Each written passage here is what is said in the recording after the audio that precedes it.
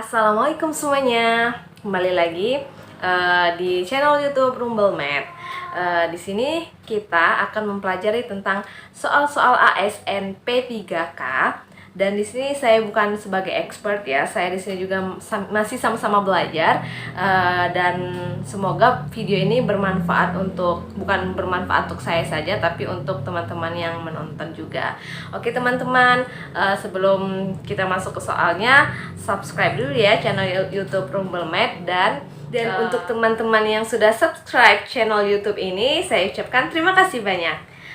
Baiklah teman-teman, sebelum saya masuk ke soal, di sini saya ingin menjelaskan terlebih dahulu bahwa soal CPNS dan P3K itu berbeda ya. Dimana soal CPNS itu terdiri dari soal SKD dan SKB. Dimana SKD-nya itu ada TIU, tes intelijensi umum, dan TWK, tes wawasan kebangsaan, serta TKP, tes tentang kepribadian.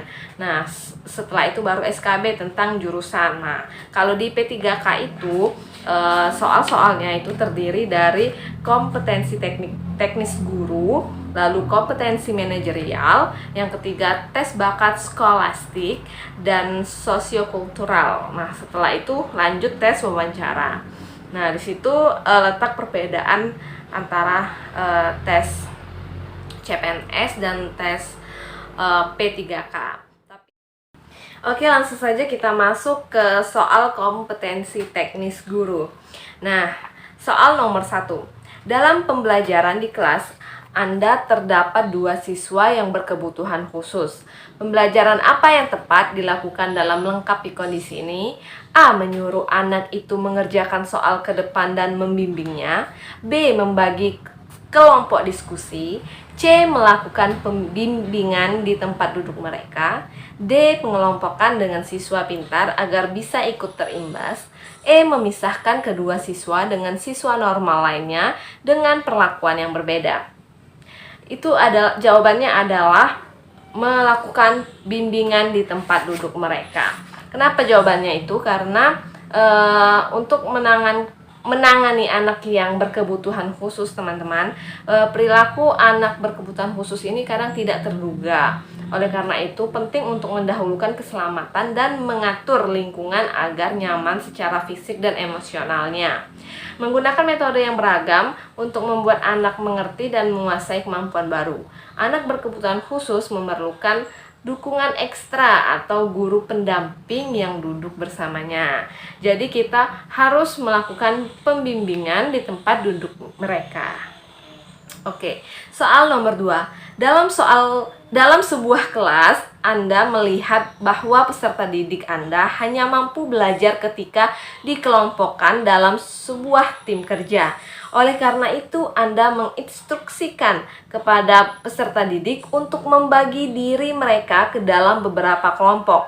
Hal yang Anda lakukan merupakan bagian dari A. Model pembelajaran, B. Strategi pembelajaran, C. Metode pembelajaran, D. Pendekatan pembelajaran, dan E. Teknik pembelajaran.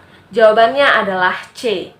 Contoh model pendekatan strategi dan metode seperti ini dalam pembelajaran guru menerapkan model cooperative learning dengan pendekatan humanis menggunakan metode diskusi dengan strategi kelompok. Jadi jawabannya metode pembelajaran. Yang ketiga, aspek yang berkaitan dengan perasaan, emosi, sikap, dan derajat penerimaan atau penolakan terhadap suatu objek peserta didik disebut A. Afektif, B. Kognitif, C. Psikomotorik, D. Emotif, dan E. Sensitif. Jawabannya adalah A. Afektif. Karena afektif adalah kemampuan untuk menyatakan emosi berdasarkan pengalaman sendiri, khususnya untuk memenuhi suatu kebutuhan atau dorongan yang mendesak. Afektif berkaitan dengan sikap dan nilai. Oke, selanjutnya soal nomor 4, yaitu Amir menyusun soal ujian semester dengan memperhatikan ruang lingkup dan petunjuk dalam menulis soal. Dalam hal ini, Pak Amir menyusun soal berdasarkan A. Indikator pencapaian kompetensi, B. Kompetensi dasar, C. Standar isi, D. Standar proses, atau E, kisi-kisi? Jawabannya adalah E. Karena tujuan dari kisi-kisi adalah menentukan ruang lingkup dan sebagai petunjuk dalam menulis soal. Oke, selanjutnya soal nomor 5. Seorang guru mengajar pada 2 kelas di sebuah sekolah. Di kelas pertama terdapat 8 siswa yang gagal mencapai kriteria ketuntasan minimal. Sementara itu, di kelas kedua terdapat 12 orang siswa yang gagal mencapai kriteria ketuntasan minimal. Langkah yang harus dilakukan pendidik untuk mengatasi masalah di atas adalah A. Melakukan pengayaan kepada 8 orang siswa. B. Melakukan remedial kepada 12 orang siswa. C. Melakukan remedial kepada siswa yang gagal di kedua kelas tersebut. D. Melakukan pengayaan kepada siswa yang gagal di kedua kelas tersebut. E. Mengulang seluruh materi yang telah dipelajari kepada siswa yang gagal di kedua kelas tersebut. Jawabannya adalah C. Pengayaan C ya, melakukan remedial kepada siswa yang gagal di 2 kelas tersebut. Kenapa bukan melakukan pengayaan? Karena pengayaan itu diberikan kepada siswa dalam rangka mendalami sebuah materi yang dirasa oleh guru perlu diketahui oleh siswa. Nah, pengayaan itu bergantung pada jenis materi dan kesulitan yang dirasa perlu untuk diberikan pendalaman. Nah, pada soal bukan pengayaan tapi remedial karena ada sebagian siswa yang gagal di 2 kelas. Dan remedial tidak mengulang seluruh materi. Remedial hanya pada materi yang tidak tuntas saja. Jadi seluruh siswa yang ada di kedua kelas tersebut dilakukan remedial. Jadi jawabannya C. Selanjutnya soal nomor 6. Kemampuan untuk menciptakan, memiliki daya cipta atau mampu menciptakan sesuatu yang baru, baik berupa gagasan maupun alat yang relatif berbeda dengan apa yang telah ada sebelumnya dalam pembelajaran merupakan sikap kreatif guru ketika menyampaikan ilmu kepada siswa. Model yang sesuai dengan sikap kreatif memanfaatkan lingkungan sekitar sebagai sumber belajar adalah A. Problem-based learning, B. Contextual teaching and learning, C. Project-based learning, D. Open inquiry, E. Cooperative learning. Jawabannya adalah B. Contextual teaching and learning atau pembelajaran yang berkaitan dengan kehidupan sehari-hari ya. Nah, contextual teaching and learning itu biasa disebut dengan CTL atau konstruktivisme, adalah proses membangun atau mengembangkan pengetahuan baru dalam struktur kognitif siswa berdasarkan pengalamannya. Jadi jawabannya B. Contextual teaching and learning. Soal nomor 7. Guru banyak menggunakan ceramah dalam metode pembelajaran karena tidak tersedia media dan sumber belajar. Kondisi tersebut mengakibatkan prestasi belajar siswa rendah. Mengapa menghadapi situasi tersebut, bagaimana cara Anda menyelesaikannya? Oke, jawabannya pilihannya adalah A. Saya memanfaatkan alam sekitar sekolah sebagai media dan sumber belajar untuk mengaktifkan kegiatan belajar siswa. B. Siswa menugaskan siswa membuat media dan sumber belajar yang menunjang topik pembelajaran sehingga mereka lebih aktif di kelas. C. Saya bekerja sama dengan orang tua atau wali murid untuk memberikan sumbangan dalam pengadaan media dan sumber belajar. D. Saya meminta siswa untuk belajar di kelas dengan tenang dan memperhatikan penjelasan guru dengan baik agar berprestasi. E. Saya mengemukakan persoalan tersebut kepada beberapa guru dan tetap mengajar seperti biasanya. Oke, jawabannya adalah A. Saya memanfaatkan alam sekitar sekolah sebagai media dan sumber belajar untuk mengaktifkan kegiatan belajar siswa.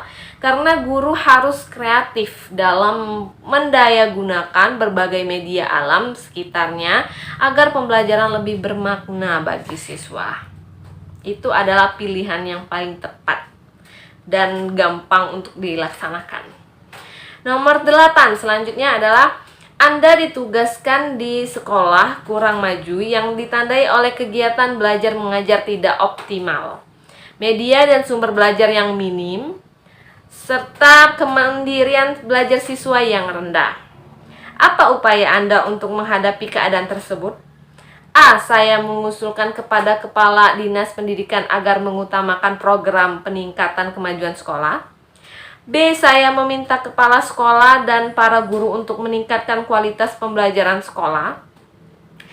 C. Saya mengajak partisipasi komite sekolah untuk pengadaan media dan sumber belajar yang diperlukan sekolah.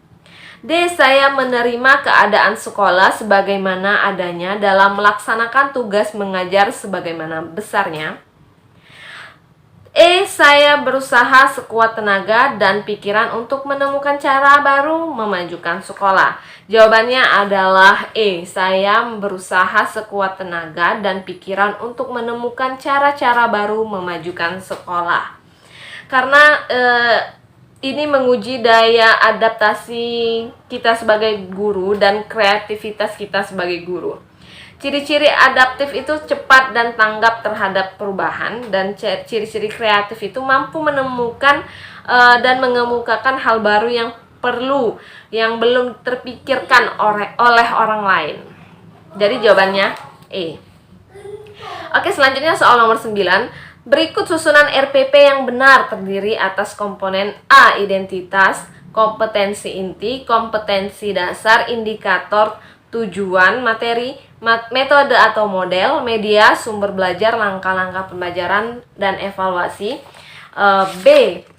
Identitas, kompetensi inti, kompetensi dasar, indikator, tujuan, materi, metode atau model, media, langkah-langkah pembelajaran, evaluasi belajar, sumber belajar.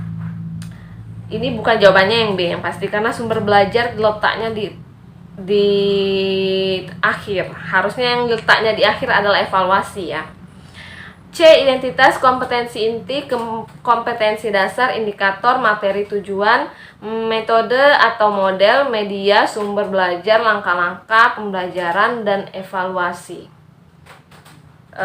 Ini mungkin. Yang D. Identitas, kompetensi inti, kompetensi dasar, indikator, tujuan, materi, media, metode, langkah-langkah pembelajaran, evaluasi, sumber belajar. Identitas, kompetensi inti, kompetensi dasar, indikator, tujuan, materi, media, metode atau model, langkah-langkah pembelajaran, lalu evaluasi. Jawabannya adalah A.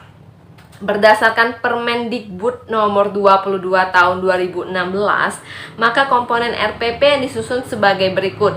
Yang pertama, identitas, lalu kompetensi inti, lalu kompetensi dasar, indikator, tujuan pembelajaran, materi pembelajaran, metode pembelajaran, media pembelajaran, sumber pembelajaran, langkah-langkah, lalu penilaian atau evaluasi. Jadi jawabannya A ya teman-teman. Terakhir soal nomor 10. Dalam membuat silabus perlu memperhatikan berbagai hal. Salah satunya adalah dalam menyusun silabus diutamakan dapat mengakomodasi fondasi keragaman peserta didik, pendidik, serta dinamika perubahan yang terjadi di sekolah dan tuntunan masyarakat. Hal ini sesuai dengan prinsip A. Relevan, B. Sistematis, C. Menyeluruh, D. Fleksibel, E. Aktual kontekstual. Jawabannya adalah D. Fleksibel, karena fleksibel artinya mengakomodasi keragaman dan dinamika perubahan. Oke teman-teman, sampai di sini dulu pembelajaran kita pada hari ini. Semoga pembelajaran hari ini bisa bermanfaat. Mungkin ada salah satu dari soal itu masuk dalam tes nanti. Ya, saya ingatkan lagi untuk jangan lupa mensubscribe channel YouTube Rumble Math agar saya makin semangat buat videonya. Dan sampai bertemu lagi di video-video pembelajaran soal tes P3K selanjutnya. Saya akhiri. Assalamualaikum warahmatullahi wabarakatuh.